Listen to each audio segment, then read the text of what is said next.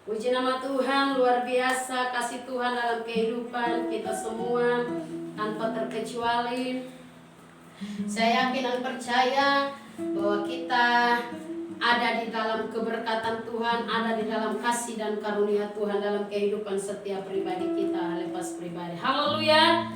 Mari buka bersama dengan saya dalam kitab para rasul. Kitab Kisah Para Rasul. Langsung saja kita akan membuka kebenaran firman Tuhan. Yang mengikuti lewat live streaming bisa mendengarkan dan bisa membuka Alkitab, baik itu lewat Alkitab, lembaga Alkitab live secara buku tertulis maupun secara media adalah HP. Mari buka bersama saya atau klik di dalam Kisah Para Rasul 9 ayat 10 sampai ayat yang ke-18. Kisah Para Rasul terdapat dalam kitab Perjanjian Baru. Kitab Kisah Para Rasul 9 ayat yang 10 sampai dengan ayat yang ke-18. Demikian kebenaran firman Tuhan. Dengar dan saya akan membacakan kebenaran firman Tuhan bagi Bapak, Ibu, Saudara-saudari. Haleluya, kebenaran firman Tuhan ini berkata seperti yang akan saya bacakan. Di Damsyik ada seorang murid Tuhan bernama Ananias. Firman Tuhan kepadanya dalam satu penglihatan. Ananias jawabnya, "Ini aku Tuhan." Firman Tuhan, "Mari pergilah ke jalan yang bernama Jalan Lurus, dan carilah di rumah Yudas seorang dari Tarsus yang bernama Saulus. Ia sekarang berdoa, dan dalam satu penglihatan ia melihat bahwa seorang yang bernama Ananias masuk ke dalam dan menumpangkan tangannya ke atasnya, supaya ia dapat melihat lagi." Ayat 13, jawab Ananias, "Tuhan, dari banyak orang telah kudengar tentang orang itu, betapa banyaknya kejahatan yang dilakukannya terhadap orang-orang kudus-Mu di Yerusalem. Dan ia datang kemari dengan kuasa penuh dari imam-imam kepala untuk menangkap semua orang yang memanggil nama-Mu. Tetapi firman Tuhan kepadanya, pergilah, sebab orang ini adalah alat pilihan bagiku untuk memberitakan nama-Ku kepada bangsa-bangsa lain serta raja-raja dan orang-orang Israel. Aku sendiri akan menunjukkan kepadanya betapa banyak penderitaan yang harus ia tanggung oleh karena nama-Ku." Lalu pergilah Ananias ke situ dan masuk ke rumah itu. Ia menumpangkan tangannya ke atas Saulus, katanya, "Saulus, saudaraku, Tuhan Yesus telah menampakkan diri kepadamu di jalan yang engkau lalui, telah menyuruh aku kepadamu supaya engkau dapat melihat lagi dan penuh dengan Roh Kudus." Ayat 18, dan seketika itu juga seolah-olah selaput gugur dari matanya, sehingga ia dapat melihat lagi. Ia bangun lalu dibaptis. Haleluya. Kebenaran firman Tuhan ini datang kepada Bapak, Ibu, Saudara-saudari yang dikasihi di dalam Kristus Tuhan kita Yesus Kristus, yang terdapat dalam Kisah Para Rasul 9 ayat 10 sampai pada ayat 18. Ini kalau kita telusuri dari ayat 1 sampai pada ayat seterusnya, sampai pada ayat yang ke-19 ini menceritakan tentang pertobatan Saulus. Kita telah tahu dan kita telah mengenal siapa itu Saulus atau Paulus. Saulus ini adalah salah satu seorang pemuda Ibrani yang datang dari keturunan Benyamin. Saulus dia merupakan salah satu seorang atau keturunan dari orang Israel yang datang dari puak Benyamin atau keturunan Benyamin. Seorang Ibrani asli, dia orang Yahudi asli. Lalu Saulus ini dikatakan orang Farisi yang taat kepada hukum Taurat. Seorang pakar atau ahli Farisi atau ahli kitab Taurat. Karena Saulus ini merupakan seorang didikan dari salah satu rabi terbesar atau guru terbesar pada waktu itu yang bernama Gileam.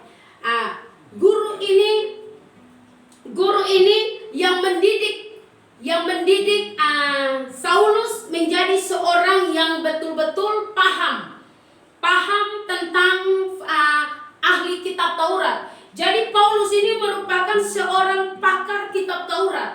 Dia dididik dari umur 13 tahun sampai umur 15 tahun, lalu dia dikirim ke Yerusalem untuk mendapat pendidikan yang lebih tinggi di sana. Mendapat pendidikan yang lebih tinggi oleh guru agama Yahudi yang dikatakan atau biasa dikenal atau biasa disebut pada waktu itu namanya Gamaliel. Seorang guru yang mendidik Saulus untuk mengetahui lebih dalam lagi tentang kitab Taurat. Dan di situ Rasul Paulus atau Saulus, belum dikatakan rasul, Saulus ini mendapat gelar pendidikan yang sangat luar biasa yang dipandang tinggi pada waktu itu oleh gurunya yang mengeluarkan gelar tersebut kepada Saulus. Sehingga Saulus ini mau dikatakan pendidikannya cukup luar biasa pada waktu itu oleh lembaga pendidikan pada zaman itu. Jadi Saulus ini bukan orang yang bodoh, Saulus ini bukan orang yang biasa. Latar belakang pendidikan Saulus cukup mengagumkan di sana. Latar belakang pendidikan dari seorang Saulus ini merupakan suatu gelar pendidikan yang sangat perlu diacungkan jempol di sana. Karena dia bukan orang bodoh. Alkitab bilang Saulus ini adalah pakar kitab Taurat, salah satu orang Farisi yang punya pemahaman pengetahuan yang baik tentang kitab Taurat. Luar biasa Saulus ini. Dan atas itu semua, Saulus juga punya latar belakang kebudayaan adalah dia orang asli Ibrani dari keturunan Benyamin. Namun bapaknya adalah seorang yang bernegara Romawi. Jadi Saulus ini dia punya dua status kebudayaan. Jadi dia salah satu dia orang asli Israel datang dari keturunan Benyamin, dan di sisi lain dia berkebangsaan Romawi.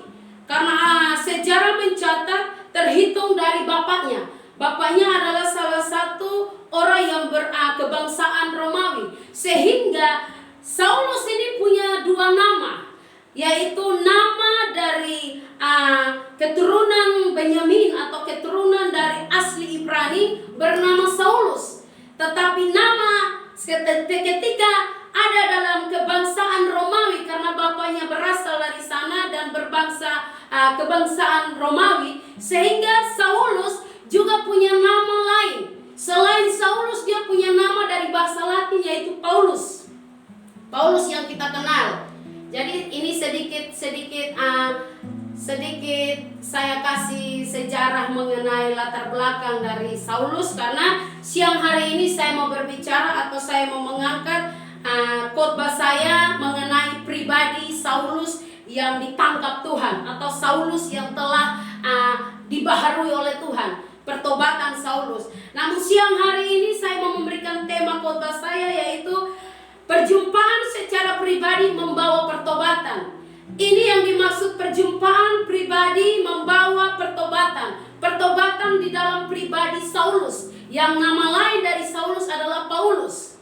Nah, seperti yang saya bilang, dia punya dua kewargaan. Yang satu kewargaan dari keturunan Israel, datang dari keturunan Benyamin. Yang di sisi lain lagi dia punya kewarganegaraan adalah Romawi, bangsa Romawi, yang biasa disebut nama yang dipanggil dari kebangsaan Romawi yaitu Paulus. Karena kenapa dikatakan Paulus? Pada zaman kebangsaan Romawi pada waktu itu, orang sudah mengetahui tentang yang namanya penginjilan. Orang sudah mengenal yang namanya penginjilan atau misionaris atau hal pemberitaan Injil itu. Sudah ada ketika rasul-rasul sebelum Rasul Paulus, yaitu kita kenal Stefanus, yaitu kita kenal Petrus, dan rasul-rasul yang lain. Nah, setelah itu Saulus ini dia merupakan seorang yang anti terhadap nama Yesus. Dia seorang yang anarkis, dia seorang yang jahat, dia seorang yang benar-benar tidak suka dengan nama Yesus atau orang-orang yang mengikut Kristus. Itu anti bagi Paulus, dan Paulus punya niat untuk memusnahkan orang-orang yang mengikuti Yesus suatu tindakan yang sudah dilakukan oleh Rasul Paulus atau yang sudah dilakukan oleh Saulus. Kita belum bisa dipanggil Rasul Paulus karena dia belum memegang jabatan sebagai seorang rasul. Jadi saya sapanya Saulus.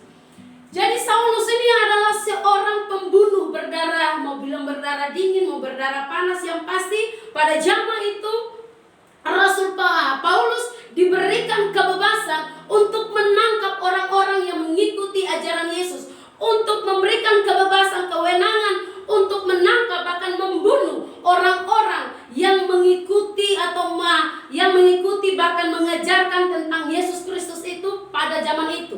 Jadi Rasul Paulus ini memberikan satu ketegasan, dia memberikan satu tindakan yang benar-benar nyata di sana atas perintah daripada para imam-imam besar, atas perintah, atas kebebasan yang diberikan oleh para imam-imam besar.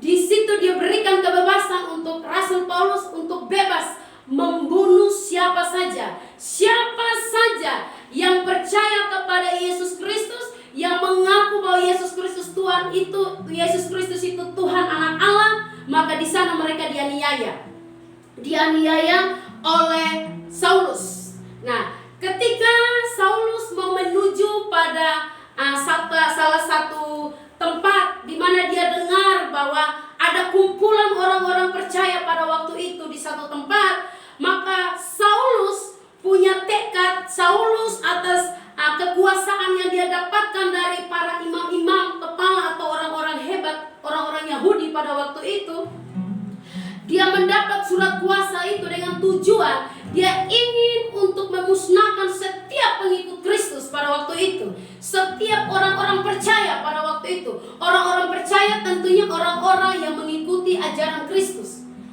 Dan rencana ini sangat disusun rapi oleh Saulus. Dan ketika dia keluar, dia berjalan menuju ke kota yang disebut kota Damsyik.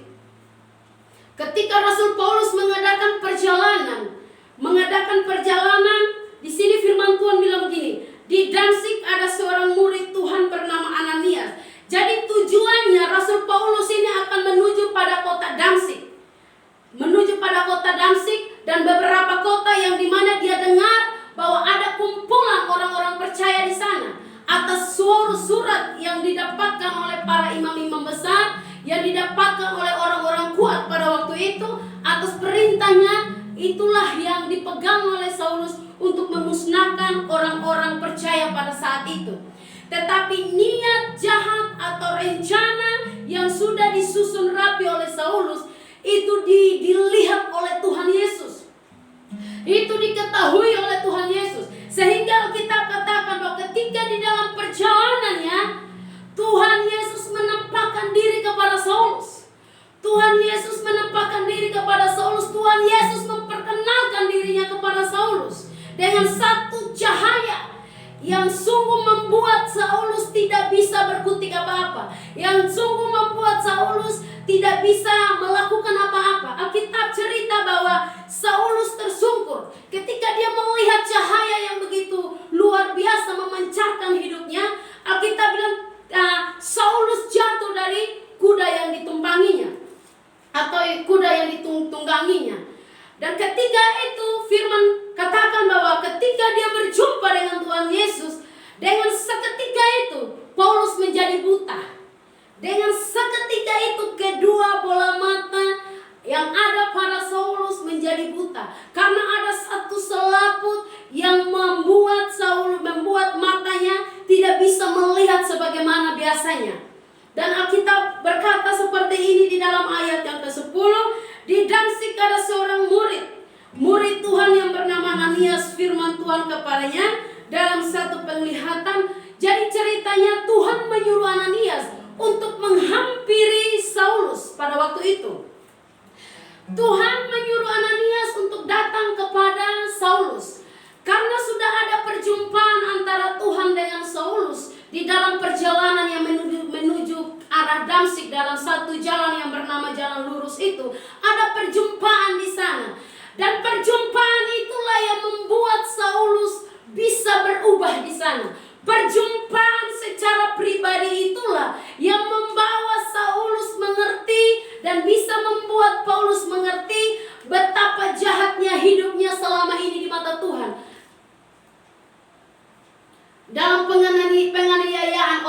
Kudus pada waktu itu. Jadi ketika itu firman katakan bahwa Tuhan datang kepada Saulus dengan satu cahaya yang luar biasa. Artinya ketika itu perjumpaan itu membawa Saulus ada di dalam satu kesadaran, ada di dalam satu perubahan hidup, ada di dalam satu pertobatan. Namun tidak dengan serta-merta dia mengalami pertobatan dengan secara instan seperti itu saja. Alkitab bilang ada sesuatu yang membuat mata Saulus sehingga Saulus tidak bisa melihat selama 3 hari lamanya. Selama 3 hari lamanya Saulus tidak bisa melihat apa-apa oleh karena selaput yang menghalangi dia untuk melihat sebagaimana manusia normal adanya. Tetapi firman Tuhan datang kepada Ananias. Karena Ananias pada waktu itu adalah seorang hamba Tuhan juga. Tuhan menyuarakan suara kebenaran ini kepada Ananias untuk pergi dan mendapatkan Saulus. Karena Ananias inilah yang Tuhan pakai untuk membaptis Saulus, untuk menyuarakan suara kebenaran itu, untuk memberitakan kebenaran, untuk memberitakan apa yang menjadi maksud Tuhan di dalam hidup Saulus. Alkitab berkata bahwa ketika Tuhan menyuruh Ananias sebagai manusia dia takut terhadap Saulus. Dia takut karena apa? Dia telah mendengar dari banyak orang tentang Saulus ini. Karena Saulus ini adalah seorang pembunuh. Saulus ini adalah seorang yang anarkis pada waktu itu, orang jahat pada waktu itu. Karena dia tidak suka yang namanya Yesus Kristus, dia tidak suka dengan ajaran Yesus Kristus. Karena bagi Saulus, ajaran Yesus Kristus itu menentang hukum-hukum Taurat. Karena dia memang salah satu pakar hukum Taurat, salah satu orang Farisi yang punya gelar pendidikan secara hukum Taurat, dia nomor 1 di sana. Karena dia dididik dari umur 13 tahun sampai 15, dia dibawa ke Yerusalem untuk mendapat lagi pendidikan secara kerabian. Artinya dia dididik dengan guru besar dan pendidikan-pendidikan secara hukum Taurat itu dia kuasai. Sehingga ketika pengajaran-pengajaran yang disampaikan para rasul-rasul mengenai Yesus Kristus, Saulus menentang di sana. Dengan cara menentang dia ingin membunuh orang-orang yang mengikuti ajaran-ajaran ini. Karena bagi Saulus ini ajaran merupakan ajaran sesat. Ajaran ini merupakan ajaran yang tidak pantas disuarakan pada keturunan-keturunan orang Yahudi atau orang-orang Israel pada waktu itu di Yerusalem. Sehingga ini merupakan tindakan yang baik bagi seorang Saulus. Tetapi dia tidak tahu bahwa di dalam apa yang dia ada dipikirkan, yang direncanakan, yang dia miliki, di balik semua itu ada kebenaran sesungguhnya yang Tuhan ingin nyatakan bagi seorang Saulus. Haleluya. Jadi saya mau katakan pada siang hari ini adalah perjumpaan secara pribadi membawa pertobatan. Jadi Saulus bisa bertobat bukan karena dia hebat, bisa memiliki atau mengetahui seluruh hukum Taurat itu, atau mendalami pengajaran-pengajaran hukum Taurat itu, sehingga membuat Paulus bertobat dari segala kejahatannya. Tetapi Saulus bertobat di sini oleh karena perjumpaan secara pribadi dengan Yesus Kristus Tuhan yang dianiaya selama itu kepada orang-orang percaya.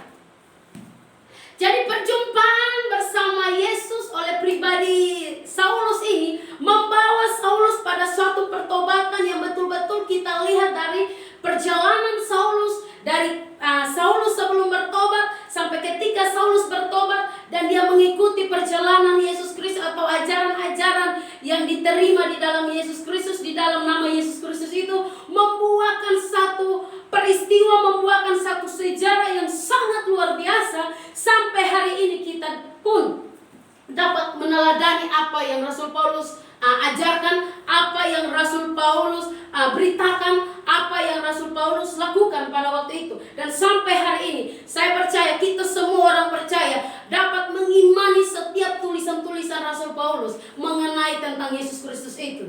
Haleluya. Pertobatan adalah awal dari hidup baru di mana hidup kita akan dibentuk oleh Tuhan untuk melakukan pekerjaan kerajaan Allah. Coba kita lihat di dalam Kisah Para Rasul 5 ayat yang ke Kisah Para Rasul 9 ayat yang ke-15. Apa yang dinyatakan di dalam kebenaran firman Tuhan itu? Alkitab berkata begini, tetapi firman Tuhan kepadanya, pergilah sebab orang ini adalah alat pilihan bagiku untuk memberitakan namaku kepada bangsa-bangsa lain serta raja-raja orang Israel. Aku sendiri akan menunjukkan kepadanya betapa banyak penderitaan yang harus ia tanggung oleh karena namaku. Ini pertobatan, saya terlalu yakin dan percaya tidak secara kebetulan Tuhan Yesus memperkenalkan pribadinya kepada Saulus di dalam perjalanannya menuju ke Damsik di salah satu jalan yang bernama Jalan Lurus itu. Saya yakin dan percaya Tuhan Yesus sendiri punya rencana yang indah dan mulia bagi pribadi seorang Saulus ini. Sehingga ketika Tuhan Yesus mengutus Ananias, kebenaran firman Tuhan katakan Tuhan Yesus mengutus Ananias lewat firman-Nya supaya untuk pergi dan menumpangkan tangan kepada Saulus supaya Saulus dapat melihat di sana sekaligus untuk dibaptis, supaya Saulus dapat menerima baptisan itu dengan satu tujuan yang Tuhan buat di dalam pribadinya Saulus adalah supaya Saulus ini boleh dipakai Tuhan menjadi alat kerajaan Allah dalam pemberitaan Injil. Jadi pertobatan yang telah diterima Saulus itu merupakan satu rencana Tuhan yang luar biasa dalam pribadi Saulus untuk menyatakan kebenaran kerajaan Allah kepada orang-orang selain orang Yahudi, orang-orang lain, orang-orang yang pada saat itu juga. Jadi Tuhan punya misi itu adalah memakai Saulus untuk beritakan Injil kepada semua orang yang Tuhan berikan kasih karunia-Nya kepada mereka untuk memperoleh keselamatan itu melalui pemberitaan Injil yang disampaikan oleh Saulus. Yang nama lain dari Saulus adalah Paulus. Itu nama bahasa Latinnya. Jadi sekali lagi saya percaya bahwa perjumpaan secara pribadi antara saudara dan saya kepada Tuhan di hadapan Tuhan, saya yakin dan percaya ada rencana Tuhan yang luar biasa dalam pribadi kita masing-masing. Saya yakin dan percaya ketika Tuhan memperkenalkan pribadinya secara khusus dalam kehidupan saudara dan saya, ingat bahwa Tuhan punya rencana yang indah dalam kehidupan saudara dan saya dengan satu tujuan, supaya kita mengambil alih untuk menyatakan kebenaran firman Tuhan itu kepada mereka semua, setiap umat ciptaan Tuhan. Haleluya. Jadi saya mau katakan bahwa pertobatan yang hakiki yang harusnya saudara dan saya alami di dalam Tuhan, itu perlu kita menjiwai di sana, itu perlu kita respon baik di sana, karena saya yakin dan percaya Tuhan tidak sembarangan memanggil orang, Tuhan tidak sembarangan memilih orang, tetapi ketika pilihan itu jatuh pada saudara dan saya, maka saya yakin dan percaya Tuhan punya rencana yang indah atas hidupmu, supaya pekabaran Injil ini, kerajaan Allah disebarluaskan kepada siapa saja yang mendengarnya. Amin. Jadi saya mau katakan, apa itu pertobatan? Pertobatan itu menurut dua pandangan. Pandangan yang pertama begini, itu bahasa biasa kita tahu bahwa istilah bahasanya metanoeo. Itu artinya menyesal. Ketika orang itu bertobat, dia menyesal, dia berpaling dari dosa, lalu dia tinggalkan kebiasaan lamanya. Dia tinggalkan kebiasaan lamanya dengan dia mengikuti cara hidup yang baru. Tentunya dalam hidup menurut kebenaran firman Tuhan. Jadi metanoeo atau pertobatan itu merupakan suatu penyesalan di mana orang berpaling dari dosa, masuk hidup di dalam kehidupan yang baik dan benar di mata Tuhan. Itu kita dapat melihat di dalam Matius 3 ayat 2. Matius 3 ayat 2 kebenaran firman Tuhan bilang begini, bertobatlah sebab kerajaan surga sudah dekat. Jadi pertobatan itu sebenarnya datang kepada saudara dan saya, diinsafkan kepada saudara dan saya, supaya satu tujuan Tuhan terjadi dalam hidup kita, supaya kita menjadi pemberita-pemberita Injil untuk menyuarakan kerajaan Allah itu kepada semua orang. Kerajaan Allah itu di dalamnya adalah kebenaran. Kebenaran firman Tuhan inilah yang Tuhan mau saudara dan saya untuk mengambil alih di dalamnya, mengambil bagian di dalamnya, untuk menyatakan kebenaran itu kepada semua orang. Jadi tidak secara kebetulan. Di hadapan Tuhan tidak ada kata yang namanya secara kebetulan. Saya yakin dan percaya Tuhan sudah punya rencana yang indah bagi seorang Saulus ini. Tuhan sudah punya maksud yang indah dalam kehidupan seorang Saulus ini. Sehingga selama itu Tuhan melihat penganiayaan demi penganiayaan, pembunuhan demi pembunuhan yang dibuat oleh Saulus atas perintah-perintah imam-imam besar pada waktu itu. Dia merasa bahwa ini sudah yang terbaik. Karena dia merasa bahwa sesuatu yang dia lakukan ini dapat membela hukum Taurat, dapat membela setiap pengajaran-pengajaran hukum Taurat yang datang dari Musa sampai pada keturunan generasi dan sampai pada Saulus tersebut. Dia merasa bahwa apa yang dia buat itu dia dapat membela hukum Taurat di sana. Tetapi sadar ataupun tidak sadar, Saulus telah melakukan perbuatan dosa di mata Tuhan. Sehingga Tuhan Yesus punya rencana yang indah. Tuhan Yesus tidak mau melihat Saulus ini ada dalam keterpurukan. Tuhan Yesus tidak mau melihat orang ini binasa oleh karena tidak mengenalnya kasih karunia Tuhan itu. Sehingga atas anugerah kebesaran Tuhan, Tuhan memperkenalkan dirinya kepada Saulus melalui sebuah cahaya. Kedatangan Yesus itu membawa cahaya. Cahaya artinya Tuhan Yesus membawa terang yang ajaib bagi kehidupan Saulus. Supaya dari kegelapan, hidup di dalam kegelapan itu, Saulus bisa keluar dan Saulus bisa hidup dalam terang itu. Terangnya itu terang dalam kebenaran firman Tuhan. Sehingga firman bilang ketika dia melihat cahaya itu, dia buta selama 3 hari. Karena ada selaput yang menutupi matanya. Saya rencana perbuatan-perbuatan dosa yang Saulus lakukan di sana, dia tidak bisa melihat kebenaran-kebenaran yang hakiki itu dalam hidupnya. Sehingga ada sesuatu yang mengganjal di matanya. Memang Tuhan izinkan supaya lewat itu Tuhan pakai Ananias untuk pergi atau datang menghampiri dia untuk mendoakan dia. Dan Alkitab bilang ketika Ananias datang, Saulus pun berdoa pada waktu itu.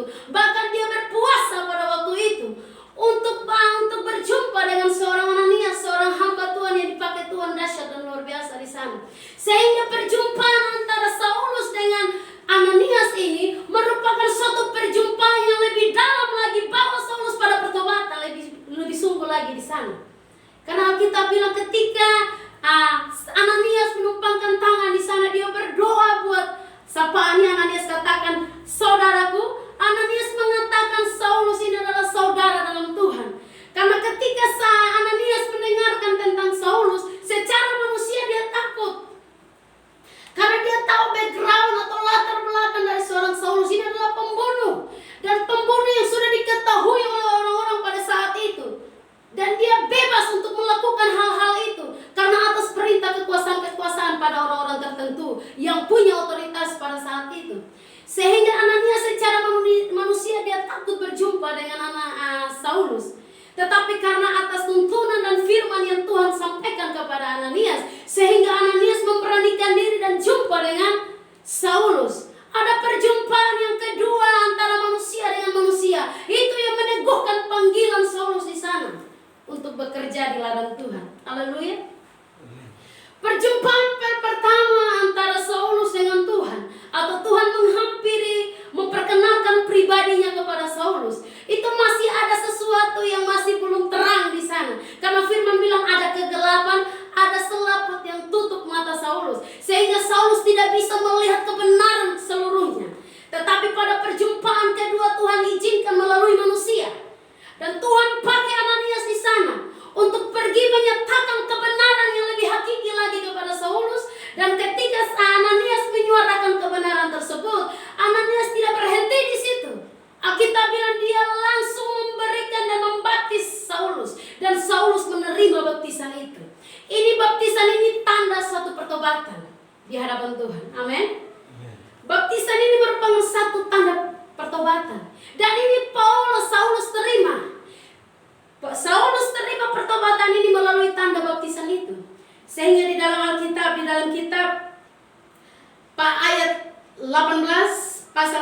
katakan ayat 18, dan seketika itu juga seolah-olah selaput gugur dari matanya, sehingga ia dapat melihat. Ia dapat melihat lagi, ia bangun lalu dibaptis. Ia bangun lalu dibaptis. Baptisan ini merupakan tanda di mana awal Saulus menerima pertobatan ilahi itu. Jadi pertobatan itu ditandai oleh baptisan. Baptisan yang diterima oleh Saulus melalui Ananias, seorang hamba Tuhan. Dan firman bilang ketika dia menerima semua itu, perjumpaan antara dia dengan Allah secara pribadi, dengan Tuhan Yesus secara pribadi, lalu perjumpaan kedua Tuhan memakai Ananias untuk lebih meneguhkan lagi pertobatannya di sana. Firman bilang dia menerimanya dengan satu tanda, yaitu baptisan. Baptisan air yang dia terima di sana. Tapi siang hari ini saya tidak bicara tentang baptisan. Saya tidak bicara tentang baptisan. Dan kita lihat lagi dari sudut pandang mengenai pertobatan. Sudut pandang yang kedua dari pakar teologis bilang begini.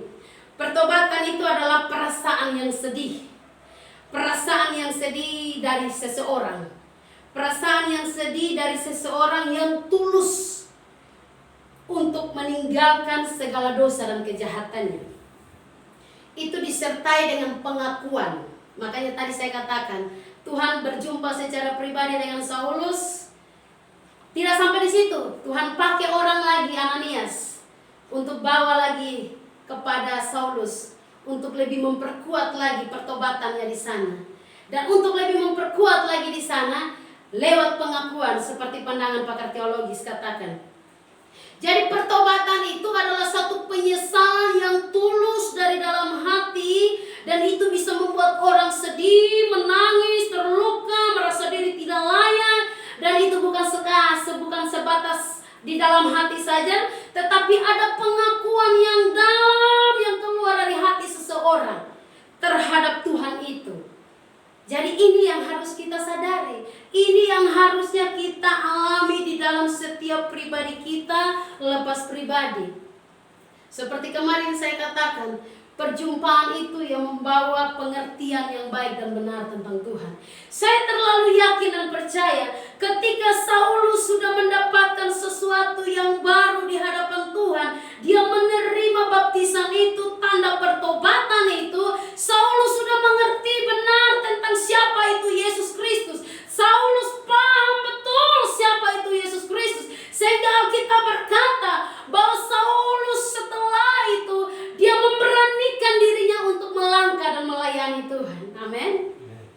Jadi bagi saudara dan saya, ketika kita mendapat perjumpaan secara pribadi dengan Tuhan, Tuhan meneguhkan lagi lewat firman-Nya, kita dengar firman Tuhan. Tuhan pakai orang-orang datang untuk meneguhkan lagi pertobatan kita. Saya yakin dan percaya, di balik semua itu rencana Tuhan cuma satu, supaya kita ikut ambil bagian untuk beritakan Injil. Itu saja. Haleluya. Berikutnya ada begini, seperti ini. Tadi saya sudah ulas sedikit tentang latar belakang daripada Rasul Paulus atau Saulus. Saya belum katakan Rasul Paulus karena dia belum mengambil bagian dalam pelayanan di sana. Seperti yang saya mau kasih tahu bahwa Rasul Paulus ini dia datang dari keturunan Benyamin. Dia orang Israel, orang Ibrani asli. Tapi dia punya dua kewarganegaraan, Yahudi sama Romawi. Seperti itu. Namun dia berasal dari Tarsus. Tarsus itu di salah satu daerah atau salah satu negara Turki. Salah satu negara Turki yang bernama Tanah Kilikia. Tanah Kilikia itu sejarahnya ya.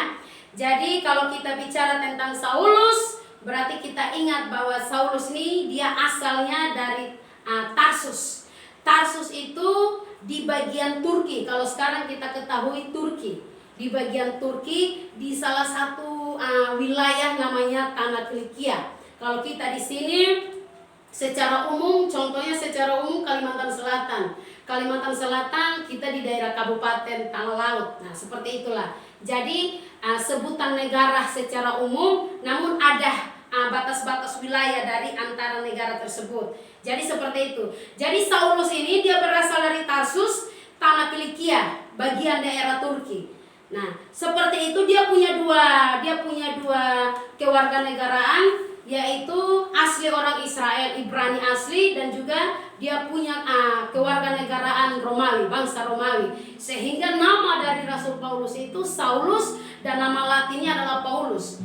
Nama latinnya Paulus. Sehingga Rasul Paulus ketika dia mengalami pertobatan dengan Tuhan, dia mengalami perjumpaan dengan Tuhan, dia bertobat, dia lebih suka menggunakan nama Paulus. Karena Paulus pada waktu itu lebih kalau kita ikutin sejarahnya, lebih suka dia menggunakan memakai nama Paulus karena lebih bebas dia beritakan Injil di sana. Karena pada zaman itu, pada bangsa kerajaan bangsa Romawi, mereka sudah tidak asing lagi yang namanya penginjil, yang namanya rasul untuk beritakan Injil itu mereka tidak asing lagi, tidak asing bagi bangsa Romawi pada waktu itu, karena mereka lebih kenal rasul, lebih kenal penginjil. Sehingga supaya lebih bebas Rasul Paulus memberitakan Injil di sana, dia menggantikan namanya bukan Saulus tetapi Paulus, dan itu pun ada dalam Alkitab. Kebenaran firman Tuhan pun ada tertera mengenai kisah daripada Rasul Paulus, nama yang menjadi Saulus berganti menjadi Paulus. Tapi itu tidak perlu kita bicarakan, saya cuma ulas sesaat saja. Di dalam kebenaran firman Tuhan ini kita boleh melihat, bahkan kita menanyakan di dalam pribadi kita, apa yang harus kita lakukan atau apa yang harus Saulus lakukan. Saulus, saya atau saudara atau siapapun kita orangnya, apa yang harus kita lakukan ketika kita telah hidup di dalam pertobatan itu. Saya yakin dan percaya bahwa kita semua ini orang-orang yang mengasihi Tuhan, orang-orang yang menyayangi Tuhan, orang-orang yang punya komitmen untuk hidup di dalam kebenaran firman Tuhan, orang-orang yang mau mengikuti Tuhan dengan sungguh-sungguh, pasti punya satu kerinduan untuk membuahkan hasil dari pertobatan itu. Haleluya. Saya yakin dan percaya, karena ketika kita dibaharui Tuhan, kita dibaharui oleh Tuhan, kita pun tidak mau vakum, kita tidak mau santai-santai saja, kita tidak mau rasa nyaman jadi orang Kristen begitu saja, tapi kita rindu untuk melakukan sesuatu secara nurani kita. Kita rindu untuk melakukan sesuatu untuk menyenangkan hati Bapa di surga. Sebab itu Rasul Paulus pun punya komitmen, Rasul Paulus pun punya keputusan. Ketika dia memperoleh pertobatan itu, ketika dia menerima pertobatan itu, dia punya keputusan untuk melakukan sesuatu yang baik di mata Tuhan.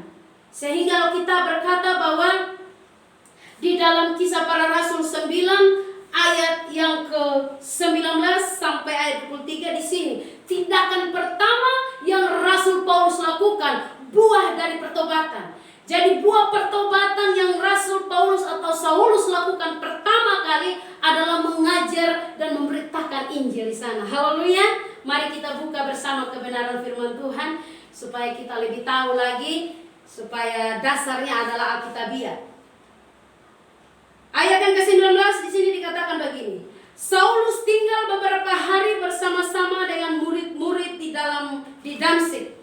Ketika itu juga ia memberitakan Yesus di rumah-rumah ibadat dan mengatakan bahwa Yesus adalah Anak Allah.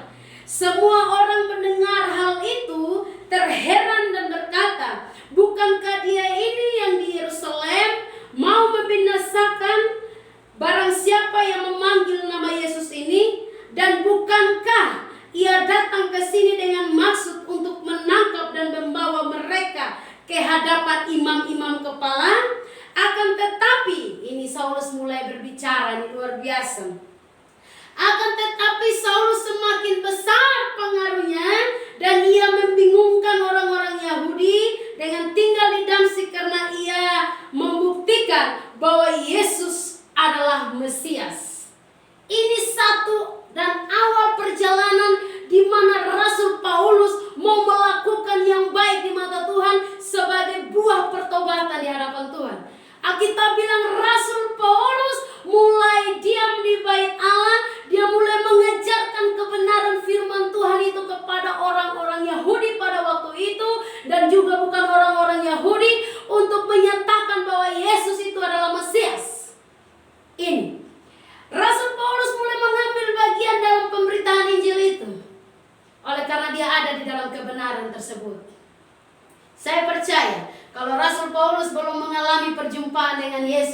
Saya yakin tidak mungkin dia melakukan hal ini. Tidak mungkin dia mengajarkan tentang Yesus. Tidak mungkin.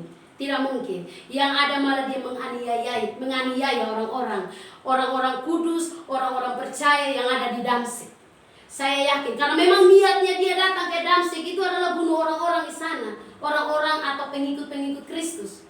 Tetapi Tuhan ubah hatinya. Pertobatan, perjumpaan di sana bersama Tuhan. Tuhan ubah rencana yang jahat menjadi rencana yang baik, yang mulia di mata Tuhan. Amin. Saya yakin dan percaya setiap kita orang-orang percaya, baik orang-orang percaya maupun bukan orang-orang percaya. Saya yakin dan percaya setiap hidup kita ada rencana Tuhan yang mulia dalam kehidupan kita, pribadi lepas pribadi. Hanya terkadang kita tidak menemukan itu. Kita tidak mendapatkan itu di hadapan Tuhan. Karena kurangnya kita membangun hubungan. Karena kurangnya kita berjumpa secara pribadi dengan Tuhan. Nah, saya yakin dan percaya kalau kita sudah membangun hubungan yang intim dengan Tuhan seperti firman Tuhan kemarin, kita sudah mengadakan Tuhan sudah melakukan perjumpaan secara pribadi dengan kita, maka saya yakin dan percaya rencana-rencana Tuhan yang mulia itu dalam kehidupan saudara dan saya itu akan dilakukan dalam hidup kita, dan kita pun dapat mengambil bagian untuk menyatakan kebenaran firman Tuhan itu kepada mereka yang rindu, haus dan lapar tentang kebenaran itu. Sehingga ketika Rasul Paulus mengajarkan tentang Yesus Kristus itu kepada orang-orang pada waktu itu, orang-orang pada waktu itu tercengang-cengang. Mereka heran dengan Saulus ini. Mereka bingung, mereka berpikir bahwa ini orang kemarin-kemarin dia yang ingin membunuh kita. Dia yang ingin mengincar kita, membunuh, membinasakan kita. Tetapi sebaliknya hari ini dia datang, dia ada di tengah-tengah kita. Dia menyatakan Yesus itu. Dia memerintahkan Yesus itu. Dia menyatakan kasih Yesus itu. Luar biasa. Sesuatu yang tidak bisa dipikirkan manusia, tapi itu yang dibuat Tuhan. Amin. Sesuatu yang tidak mungkin bagi manusia, tapi itu mungkin bagi Tuhan. Saulus seorang penjahat yang sudah terkenal namanya dari ujung ke ujung di daerah Damsyik dan mungkin di daerah lain pada saat itu. Terkenal seorang pembunuh yang anarkis. Tapi ketika dia berjumpa dengan Tuhan, dia lepaskan segala kebiasaan lamanya. Dia hidup dalam kebiasaan di mana hidupnya dibaharui di hadapan Tuhan, dan dia dapat mengambil bagian dalam pemberitaan Injil. Haleluya. Kita dapat melihat lagi di dalam kitab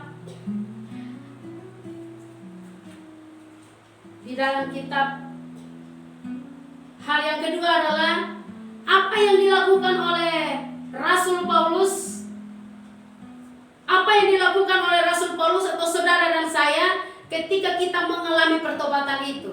Yang pertama adalah Rasul Paulus, dia mengambil bagian untuk melakukan yang terbaik di hadapan Tuhan. Dia ikut sertakan untuk menyatakan atau memberitakan Injil. Dia ikut sertakan hidupnya, dia terjun untuk mengambil bagian dalam pemberitaan Injil itu. Ini yang dilakukan oleh Rasul Paulus yang pertama. Lalu hal yang kedua yang Rasul Paulus lakukan di hadapan Tuhan sebagai tanda bahwa benar-benar dia sudah berubah, sebagai tanda bahwa benar-benar dia sudah bertobat. Hal yang kedua adalah begini, pengorbanan yang akan dikerjakan dari buah pertobatan itu yang dikerjakan oleh Rasul Paulus itu ada di Kisah Para Rasul 9 ayat 23. Kisah Para Rasul 9 ayat 23. Nah, ini pengorbanannya. Kalau tadi sesuatu yang sudah dia lakukan itu adalah dia menyatakan diri atau dia membawa hidupnya untuk beritakan kebenaran Injil firman Tuhan di sana. Dia nyatakan, dia saksikan tentang Yesus itu adalah Mesias. Dia masuk dalam bagian itu, dan ini yang saya mau sampaikan kepada Bapak Ibu saudara-saudari, bahwa di dalamnya ada pengorbanan yang Saulus atau Rasul Paulus alami di sana, yaitu di dalam Kisah Para Rasul 9 ayat 23. Di situ dikatakan begini, beberapa hari kemudian orang Yahudi merundingkan suatu rencana untuk membunuh Saulus. Jadi beberapa hari kemudian setelah dia mengajarkan tentang kebenaran yang sesungguhnya tentang Yesus itu adalah Mesias, dia menyatakan itu di dalam rumah-rumah ibadat, dia sampaikan itu kepada tempat-tempat di mana harus dia sampaikan itu terhadap mereka yang rindu, yang haus, yang lapar, yang ingin tahu tentang Yesus Kristus itu, yang ingin tahu tentang siapa itu Mesias. Saulus menyatakan di sana, dia beritakan kebenaran itu kepada semua mereka yang ada pada saat itu. Tetapi firman bilang begini, ada pengorbanan yang Saulus alami di sana. Adalah begini, hidupnya diincar oleh orang-orang pada saat itu untuk mau membunuh dia. Jadi Saulus mendapat suatu tekanan batin, Saulus mendapat satu ancaman balik. Kalau kemarin dia belum bertobat, dia yang mengancam orang untuk membunuh. Ini sebaliknya, ketika dia bertobat, dia lagi yang diancam untuk dibunuh. Haleluya. Satu pengorbanan yang harus Paulus terima di sana, sebagai satu konsekuensi yang harus dia terima di sana atas karena kebenaran firman Tuhan yang sekarang dia hidupi di dalam dirinya. Ini yang dia lakukan. Ini yang ada pada Saulus. Di dalam Kisah Para Rasul 9 ayat 23 dan di dalam Kisah Para Rasul 16 ayat 23 sampai 24. Kebenaran firman Tuhan ini datang kepada saudara dan saya. Di sini dikatakan bahwa seperti ayat 23 bilang seperti ini. Setelah mereka berkali-kali didera, mereka dilemparkan ke dalam penjara. Kepala penjara diperintahkan untuk menjaga mereka dengan sungguh-sungguh. Sesuai dengan perintah itu, kepala penjara memasukkan mereka ke ruang penjara yang paling tengah dan membelenggu kaki mereka dalam pasungan yang kuat. Ini harga yang harus Saulus bayar di mata Tuhan. Ini sebuah pengorbanan yang Saulus terima ketika dia ada dalam pertobatan itu. Saulus yang tadinya suka mengancam orang untuk membunuh oleh karena ikut mereka, orang-orang kudus ikut Yesus, orang-orang kudus percaya tentang Mesias. Ini sebaliknya, dia diancam, dan bukan diancam saja, Paulus sudah ada di dalam ancaman tersebut. Alkitab bilang dia diikat, seluruh tubuhnya dibawa ke dalam penjara, bagian tengah diletakkannya di sana. Oleh karena pemberitaan Injil yang disampaikan, oleh karena kebenaran yang sudah disuarakan di sana, ada pengorbanan yang Saulus terima di sana. Buah dari sebuah pertobatan. Buah dari sebuah pertobatan, saudaraku, ada yang sesuatu yang tidak mengenakan kita akan terima di sana.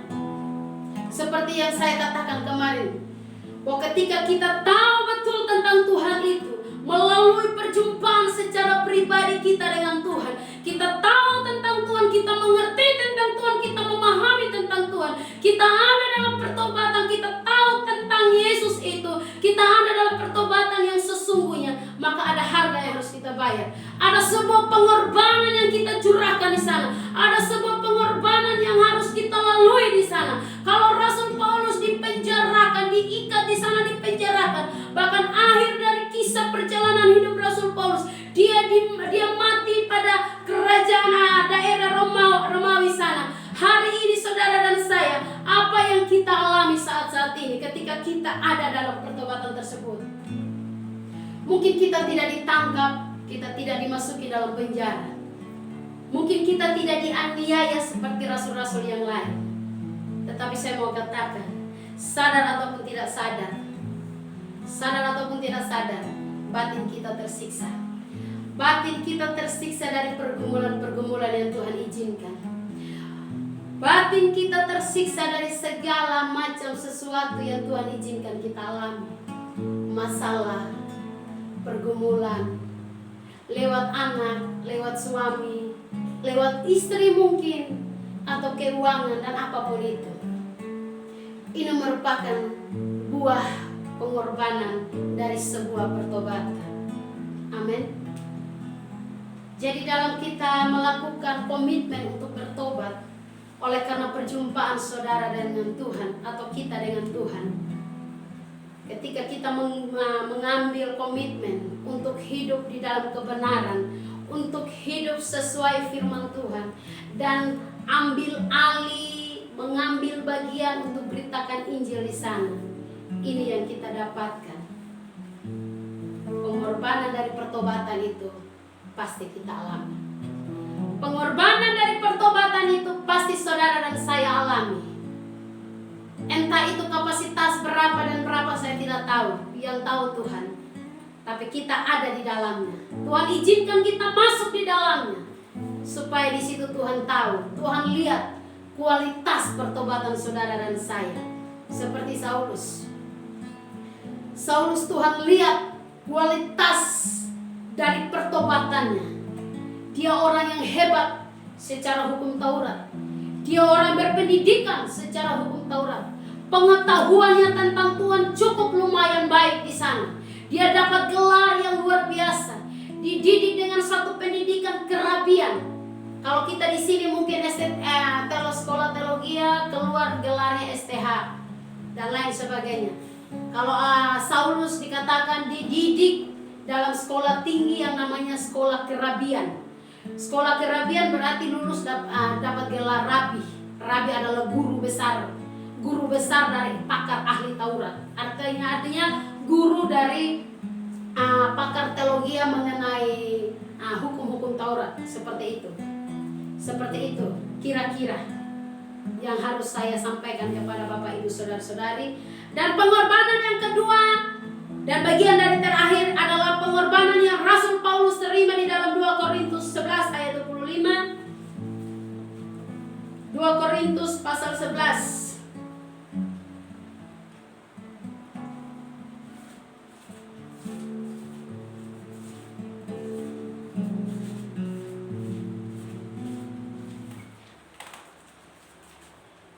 2 Korintus pasal 11 ayat 25.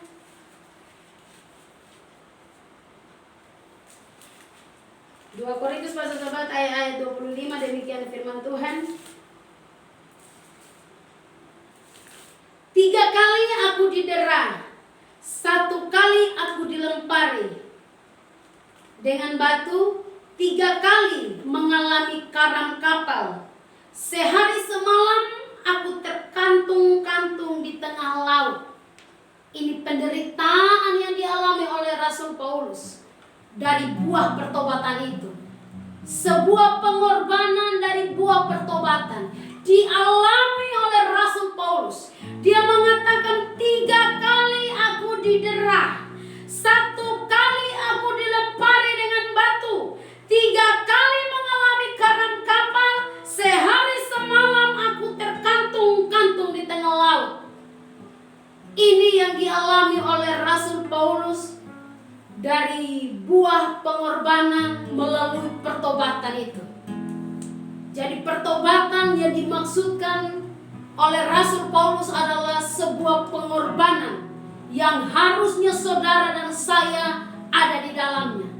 Bukan karena kita buat-buat, pengorbanan yang kita terima oleh karena pemberitaan Injil kepada semua orang, oleh karena pemberitaan firman Tuhan, oleh karena untuk kebenaran itu disampaikan kepada semua orang. Dan hal itu kita lakukan bukan enak, tetapi ada sesuatu pengorbanan yang saudara dan saya akan terima di sana. Sesuatu pengorbanan, sesuatu penderitaan yang saudara dan saya terima di sana. Dan percaya dengan imanmu, ada upah di mana kita bekerja. Amin. Ada upah ketika kita menyelesaikan pekerjaan itu. Jangan pernah takut dengan apa yang saat ini engkau alami. Saya yang memberitakan Injil pun ini sedang menguatkan hati saya, sedang meneguhkan panggilan saya di hadapan Tuhan. Bahwasanya perjumpaan saudara dan saya di hadapan Tuhan, itu Tuhan punya rencana yang indah bagi kehidupan saudara dan saya, dengan satu tujuan, supaya kita bisa beritakan Injil kerajaan Allah kepada semua orang yang membutuhkan, kepada semua orang yang memerlukan, supaya di hadapan Tuhan mereka pun boleh memperoleh keselamatan itu. Mereka pun boleh memperoleh anugerah keselamatan itu. Tapi dengar baik, ketika kita menjalaninya, ada pengorbanan demi pengorbanan yang akan saudara dan saya terima. Tetapi ingat, semua ada upahnya di hadapan Tuhan. Dan saya yakin dan percaya, Saulus. Dia mengerjakan itu dengan sungguh-sungguh. Dia mengerjakan itu dengan penuh tanggung jawab. Sekalipun ada ancaman-ancaman bahaya yang kerap kali dia alami, ada ancaman-ancaman bahaya yang kerap kali dia terima, tetap dia percaya pada Yesus adalah Mesias, Anak Allah yang pernah dianiaya, yang pernah dia tidak percaya, yang pernah dia tidak akui. Tetapi oleh karena perjumpaan, oleh karena pertobatan yang ilahi di hadapan Tuhan, Rasul Paulus, oleh karena nama Yesus itu, dia rela menderita. Amin. Dan saya yakin dan percaya, sebagai umat Kristen, sebagai orang percaya, secara khusus sebagai hamba-hamba Tuhan, saya yakin bahwa apapun yang menjadi pengorbanan kita di hadapan Tuhan ketika kita memberitakan Injil, ingat, percaya bahwa segala pekerjaan kita ada upahnya di hadapan Tuhan. Amin. Upahnya telah Tuhan siapkan bagi saudara dan saya, adalah keselamatan, adalah kerajaan Allah itu menjadi bagianmu dan bagianku. Haleluya. Saya selesai. Kita tunduk kepala, kita mengangkat hati kita di hadapan